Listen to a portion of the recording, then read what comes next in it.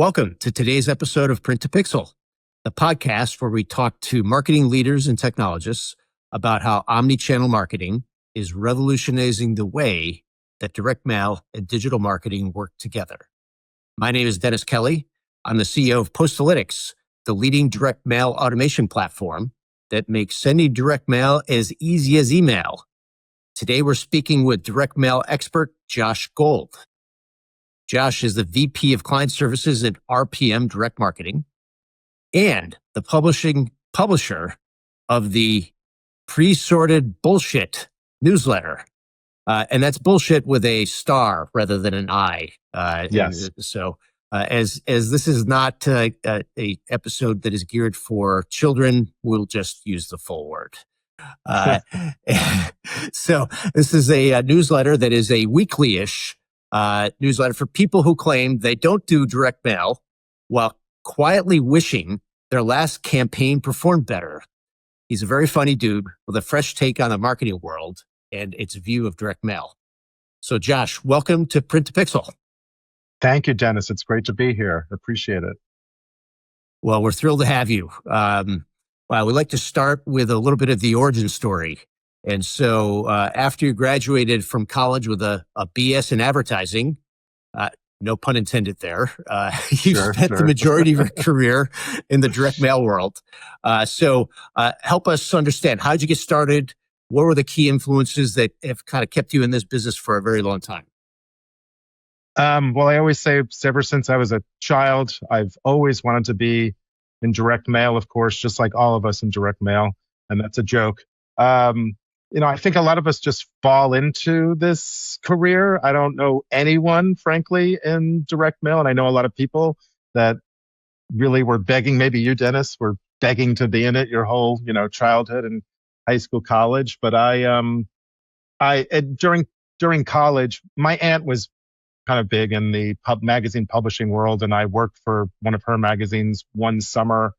And I didn't know what I wanted to do as a career. But I was, answering phones.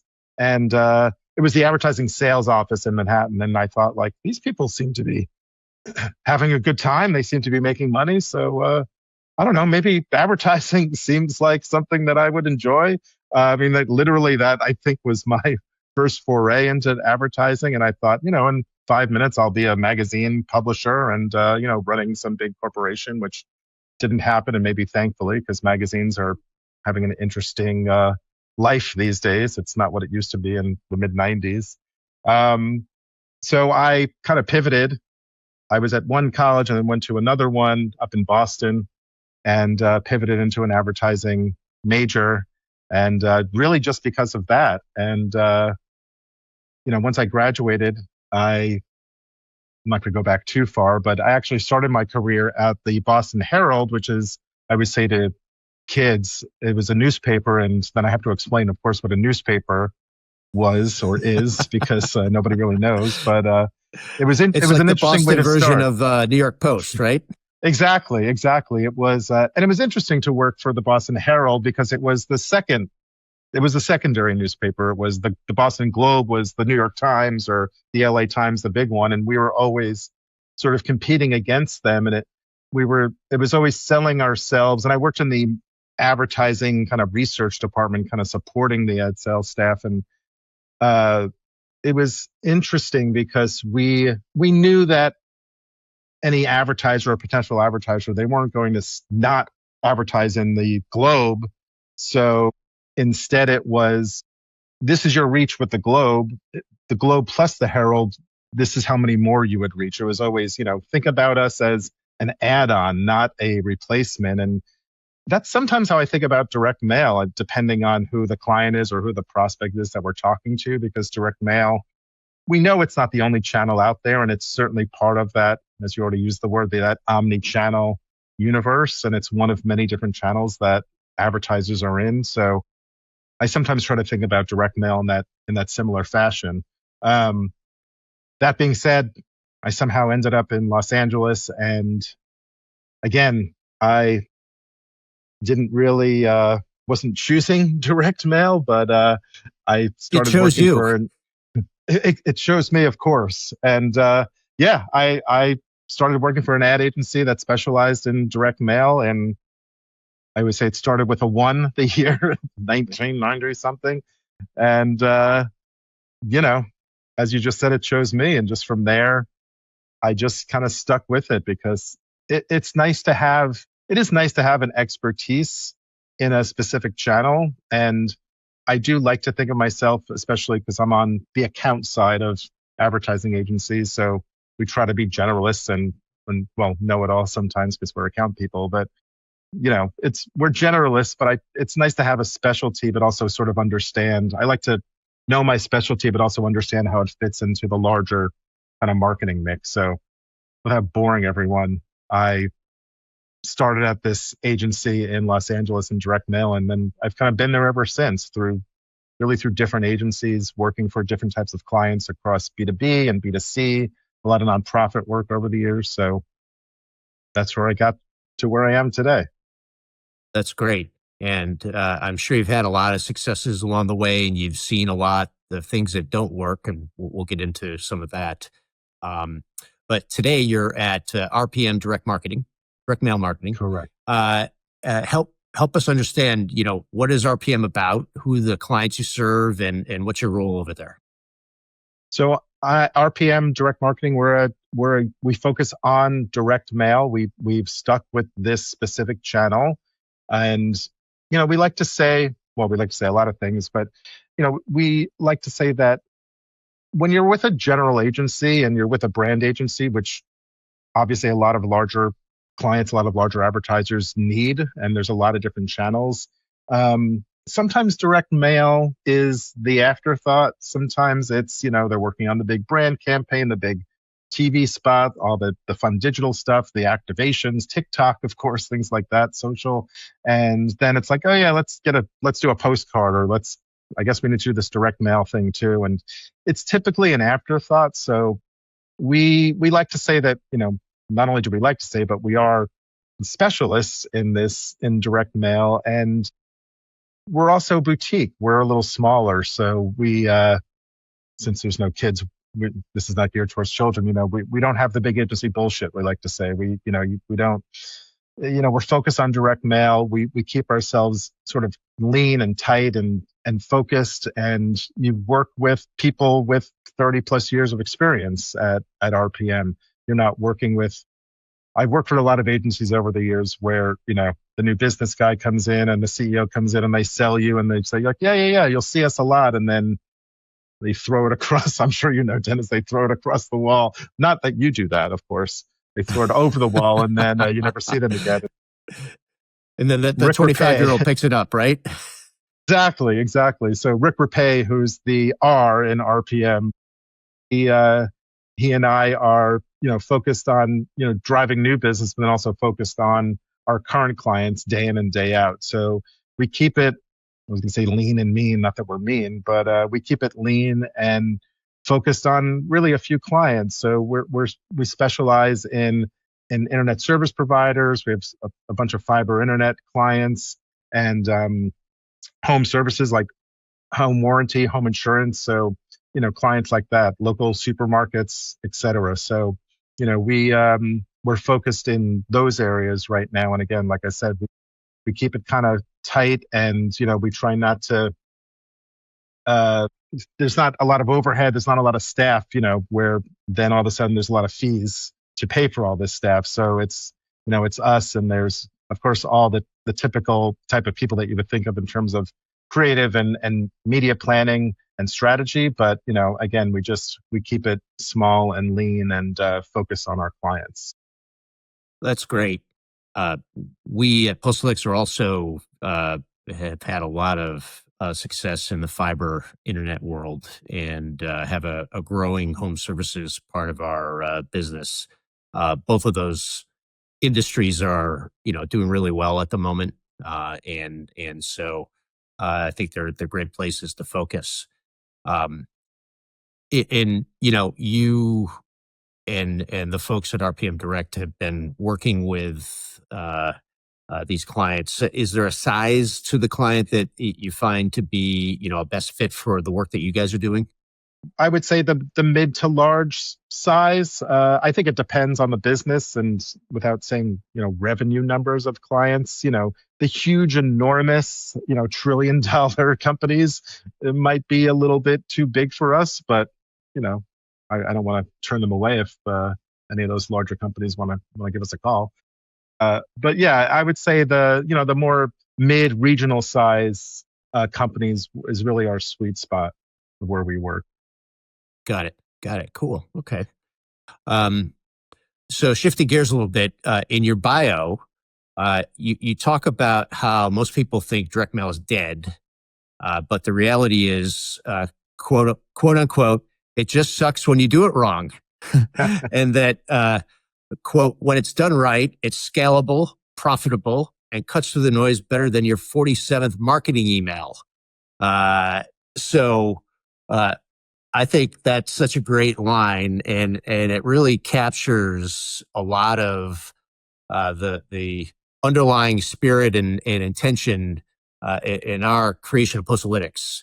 That we were seeing kind of the laws of diminishing returns hitting on that 47th marketing email, and a whole lot of marketing tech out there that is being deployed, and we thought there's a nice gap there we could jump into, and so. Uh, uh, so with all that in mind, give us a little flavor of, why you believe it just sucks when you do it wrong. What are you getting at there? I never thought I would say the word sucks so many times on a professional podcast or in a meeting. But think about it, and I'm not going to sit here and quote stats. Everyone can go look up, the stats on how direct mail spends is really growing year over year, and response rates and ROI are really toppling over email and some digital tactics. And maybe I'm saying I'm not going to quote them because I can't think of them right now. But think about, you come in the morning, you come in after a weekend, or you open up your laptop, and I'll just use the number again. You highlight the 47 emails that are all junk because we all know what they look like. And you highlight them and you kind of just delete them and you move on with your day. So, direct mail, I feel like, is really having a resurgence these days. I do think it hit a peak at some point. And again, I can't get specific about the years. And then potentially it started to decline a little bit when digital email, social, of course, were, up and coming and really ruling the roost. And there tends to be more digital disengagement these days, and people are just kind of sick of the overload in their email inbox. Again, it's how many emails do I get every day with Josh, and then something is spelled wrong, and I can't even quote it right now, but it's usually Josh with like a bunch of spaces and then 3 exclamation points, and do we have the deal for you, or should we contact you now, or let's set up a meeting? And it's always, there's so much of that it's just noise, frankly. And direct mail, meanwhile, we always say everyone has a mailbox, and it's a tactile, thing that you can hold in your hand and, kind of spend some time with. So, do we think that 100% of the people that we mail it to are going to open it up and respond? No, we're not crazy. We know that just with every tactic. I mean, just yesterday, my nephew came up to me and said, my dad said that you work in junk mail, and he said he always throws those things out. And I said, yeah, Thank you, relative. Yeah, thanks. I appreciate that. Tell your dad thanks a lot. But yeah, of course, a lot of people will throw it out. I mean, nobody expects like I said, 100% open rate and response rate, but it's something that you can touch and feel. And it's something that, we know, and I'm sure at Postalytics, how to get through the clutter and how to reach certain people when you're targeting in certain ways. And, it's almost like this. It's funny to say it because I always say it's the least sexy it's the least sexy marketing channel out there, direct mail. It's sort of almost the oldest thing on the books, but it almost is it's like the newest thing. It feels like it's having this resurgence right now because I think not to sound trite, but the Gen Z audience, they're wanting to receive it. And a friend of mine actually that works in direct mail on the nonprofit side, she was sending her daughter to college, so they were starting to get all the information from different colleges. And she said that her daughter, who was 17, 18 at the time, was excited to get these different packages in the mail and was sitting in her bedroom, like really opening it and exploring it and going through these things. So I'm going off the deep end here, of course, about direct mail because I can talk about it forever. But I just know that these days it's having a resurgence as people are just getting, to use the word, annoyed with the bullshit of digital and how their inboxes are just filling up with crap. How many bad words can I say in one sentence, Dennis? Sorry. But I don't know. Do you agree? I mean, what do you agree with that?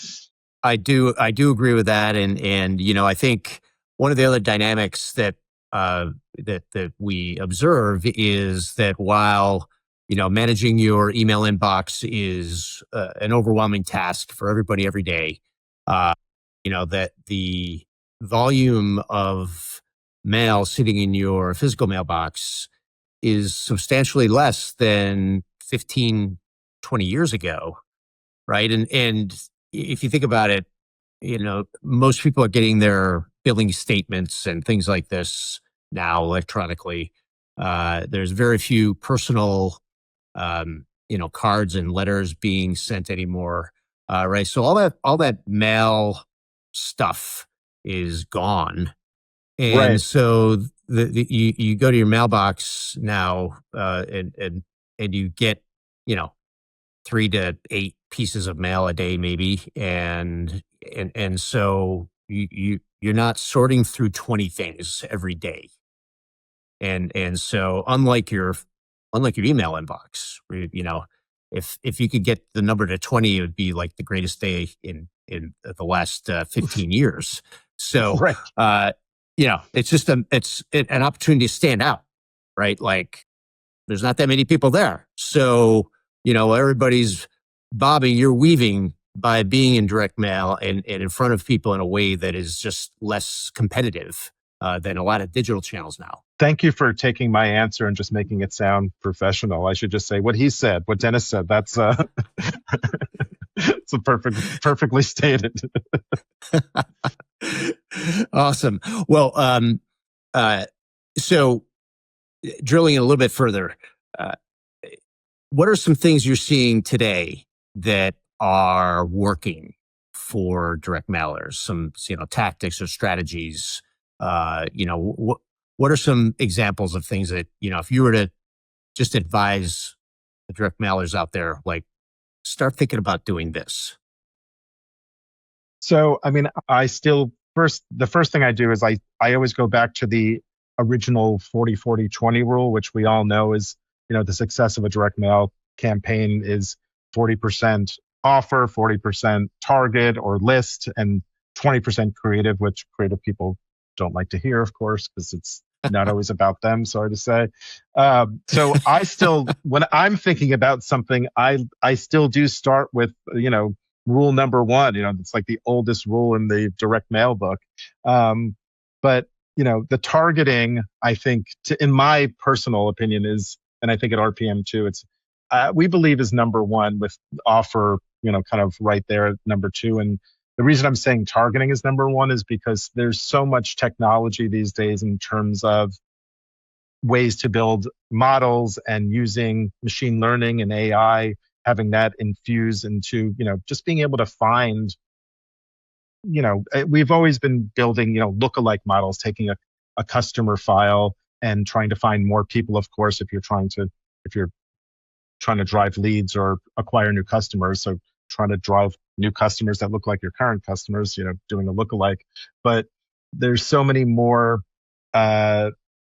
technological ways to now create those lists, and to use, again, artificial intelligence, which of course the biggest buzzword of all is AI. So I mean, I think we have to say it a few times, right? And Can you explain what are you talking about, AI? I haven't heard of it. So there's a robot that sits, I don't know.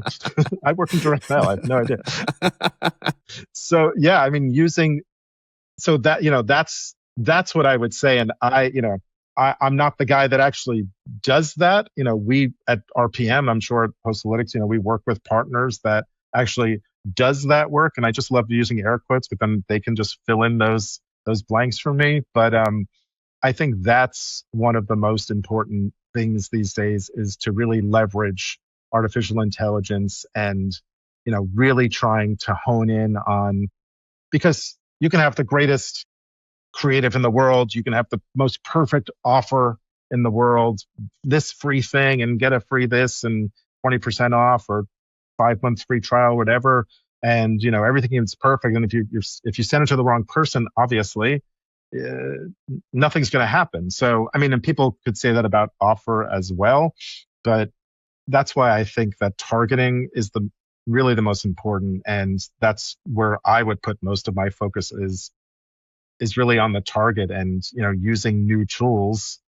Maybe Postalytics offers them, but I should really be talking about RPM, of course, using new tools to be able to, really hone in on your target. I mean, these days, just being able to get down to, the person's home and the person's name and who they are, and, not only their demographics, but their psychographics. I mean, all of those things are, a lot of these models use, 1.5 million or 15.8 million data points to be able to find, the right people. So that's where I think the most important, it's, kind of the most important tactic is. And that's where I would tell people to really spend most of their time. You can use ChatGPT to write a letter these days. Did I just say that out loud? Sorry. But, Sorry, creatives.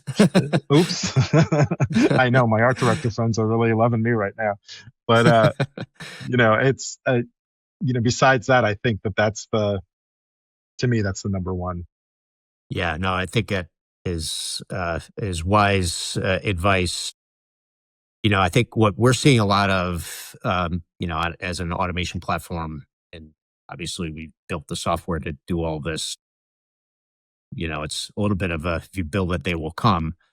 But the ability to tap into the, underlying tech stack and have a trigger from a CRM or a marketing automation tool when a person hits a stage of the customer journey or some behavior is captured that is, indicative that it's, time to get something in front of this person.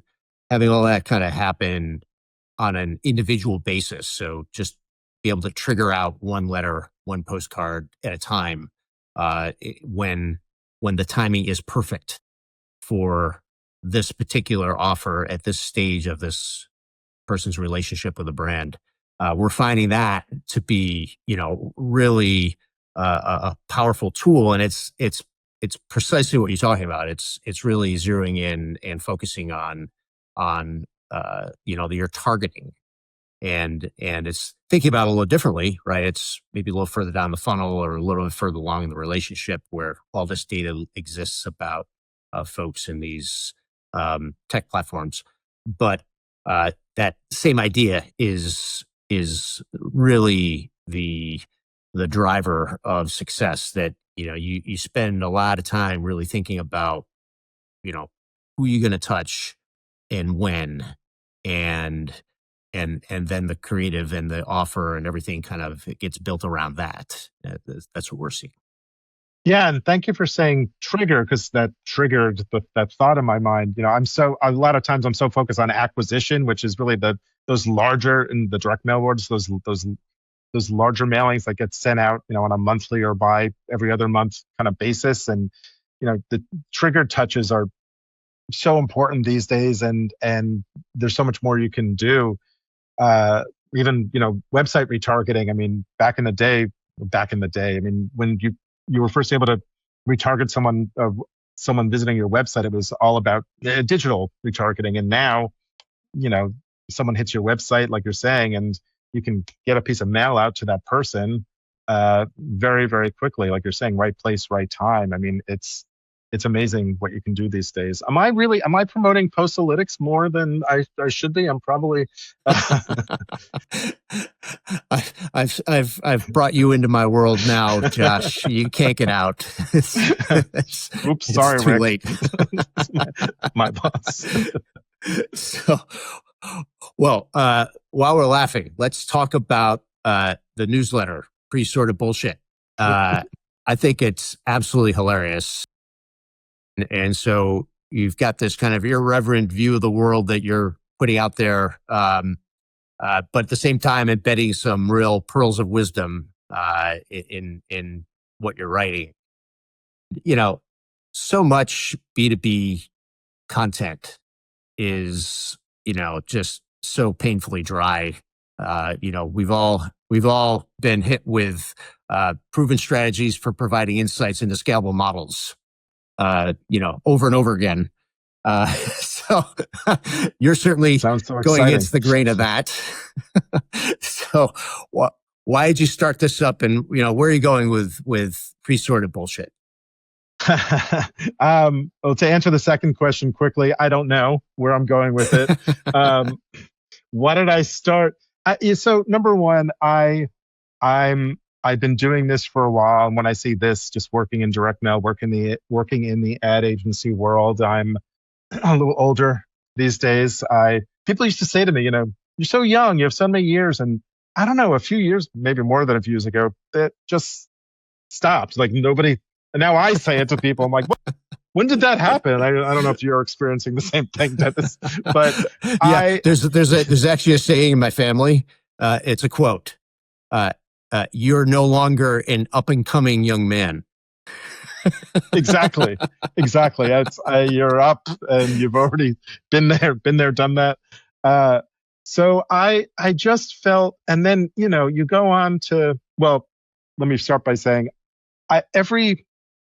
not every, but most reviews I've gotten over the years, the 360 feedback, those annual reviews, one of those wonderful things that a lot of companies do every year.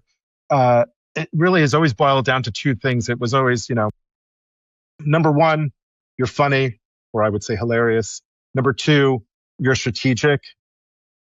Maybe you should switch those two things. So, strategic comes before funny. And I thought, yeah, that's probably a good idea. And now where I am in my career and in my life and my journey, I felt like, you know what, maybe there's a better way to take those two things, funny, fun, and, strategic, and try to blend them. It's almost like I'm leaning into instead of trying to get rid of the funny, fun Josh, I'm trying to like lean into it a little bit. So and then, you go to like you were saying, you go to a conference and it's like, which breakout session am I going to go to? And, I wish I can think of the horrible names of these sessions that I try to just get out of my head, but it's always the 5 best ways to increase your direct mail response, whatever it is. It's always like, where's the bar and what time is lunch? I mean, at least that's what I'm thinking. Sorry. Or can I just skip this one and just sit in the hotel room for a little bit?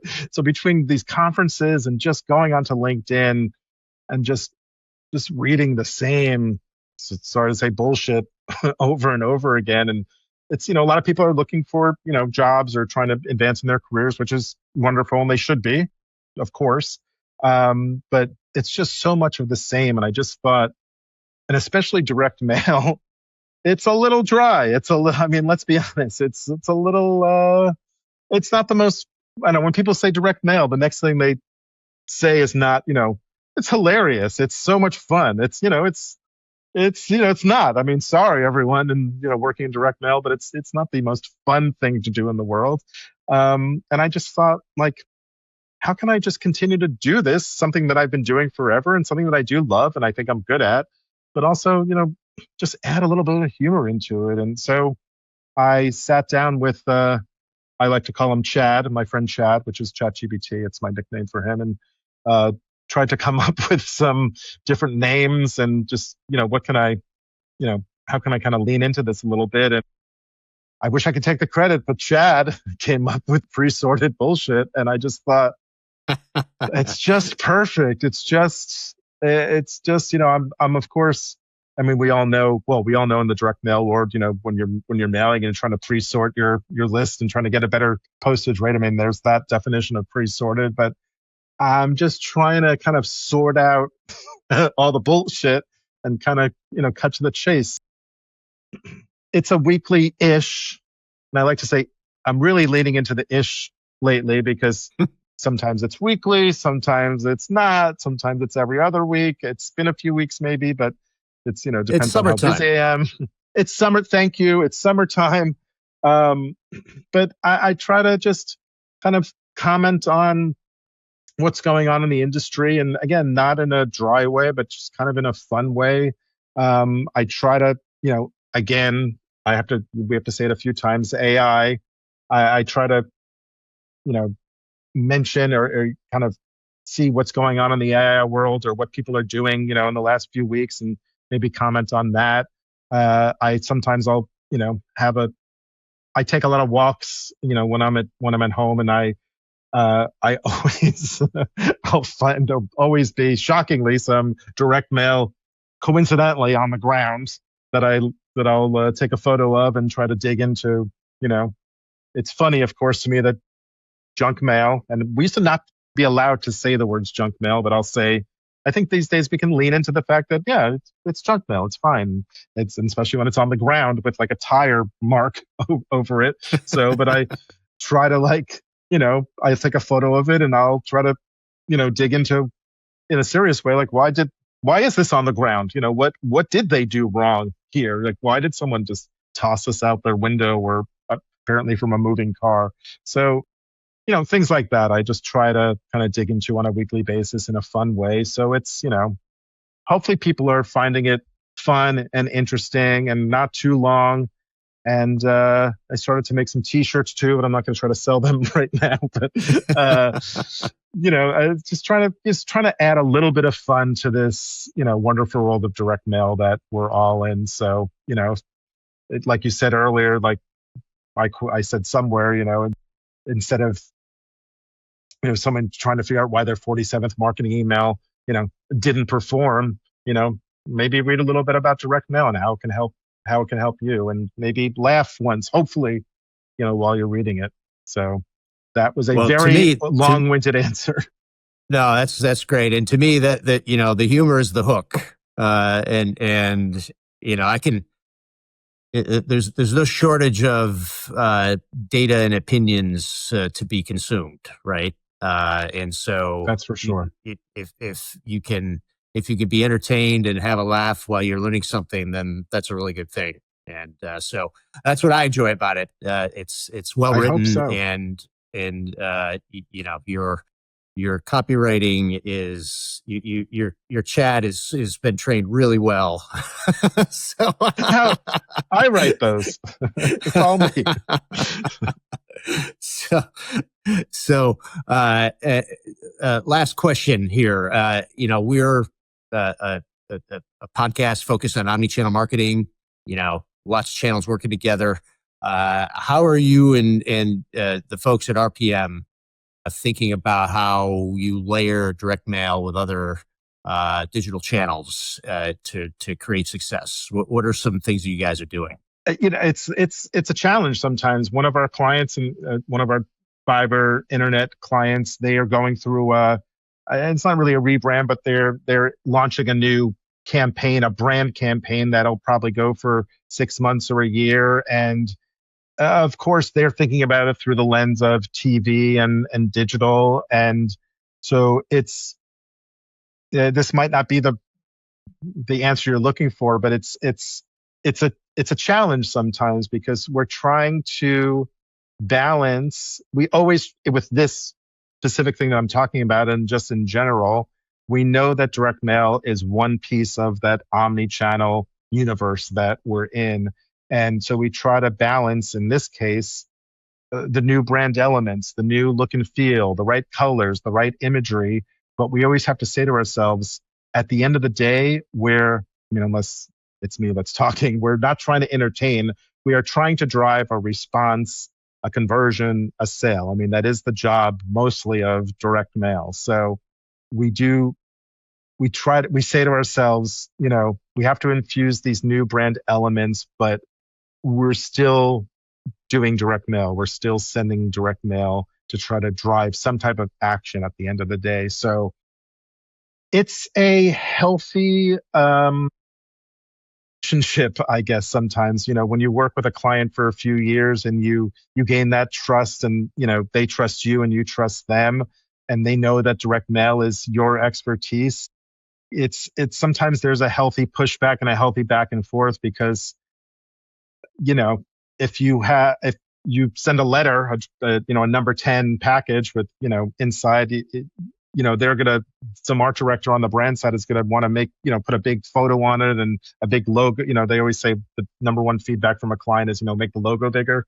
So it's usually a big logo, a big image, and and a tagline, and it's like we have to remind them, well, this is direct mail. We do have to tell the person why they're receiving this piece, what they need to do to respond, how they respond, call this number, go to this URL, use this QR code. Here's your offer. Here's why you want to respond. Maybe here's an incentive. Here's why you want to respond right now. So I would say, to answer your question, finally, it is a challenge. It's a little bit of a challenge to work within that omni-channel universe, because direct mail is a little bit different. We are trying to, generate a response. And we do feel that with some of our clients that it is almost, it does support the brand. There is a branding element to it. Response, conversion, sale, that's our number one goal.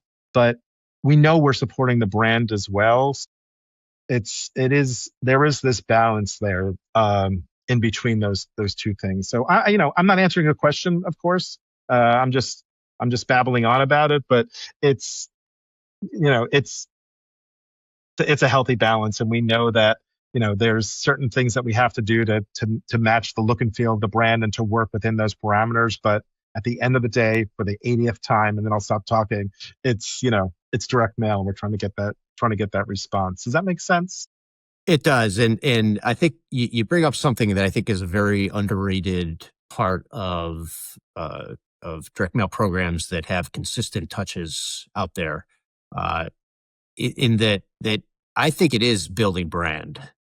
And to the extent that consumers are surrounded with digital ads, I saw a study, and I didn't do any research to find out whether or not the study was any good, but the study said, well, you're saying it, so I'm sure it's correct.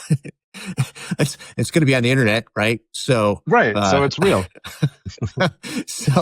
But the study said that the average U.S. adult is exposed to something around 5,000 ads a day, and the vast majority of them are on devices. And so, it's really hard to build a brand when you are surrounded by 5,000 ads a day. But if you are consistently picking something up and touching it and holding it before you decide to throw it out, or before you decide to put it in, a file somewhere to come back to, whatever it is, if you're getting a consistent touch, and people are looking at it over a period of time, you're building a brand. And while the design of the thing might be there to get you to take some action, it is happening. I'm absolutely convinced of this, and I think it is a way underrated part of the direct mail experience. That if you are consistent, and if you are following, a great best practice of touching consumers or business people 5 to 7 times over a period of time, you're building your brand, whether you know it or not. Right, whether you like it or not. Exactly. Right, exactly. So, Josh, this has been great. And if I'm encouraging everybody in the audience to connect with you and sign up for pre-sorted bullshit. And so give the audience your coordinates. How do they get in touch with you? Learn more about you, RPM. and pre-sorted bullshit? Well, I'll say RPM first because that's what pays my bills. That's so rpmdm.com, direct mail ad agency, and then presortedbs.com. That's my fun newsletter. Please sign up. It's free. We should say that because that's the offer. It's sign up today and at no cost to you. And yeah, that's how you can. I'm on LinkedIn, on Instagram. I'm all over the place. So Josh Gold. So thank Awesome. you. Yeah, thank you for inviting me. This has been a lot of fun. It has been a lot of fun, and everybody check Josh out online. Subscribe to his newsletter. You'll be entertained and you'll learn something at the same time. So it's a lot of fun. And thanks everybody for joining us today.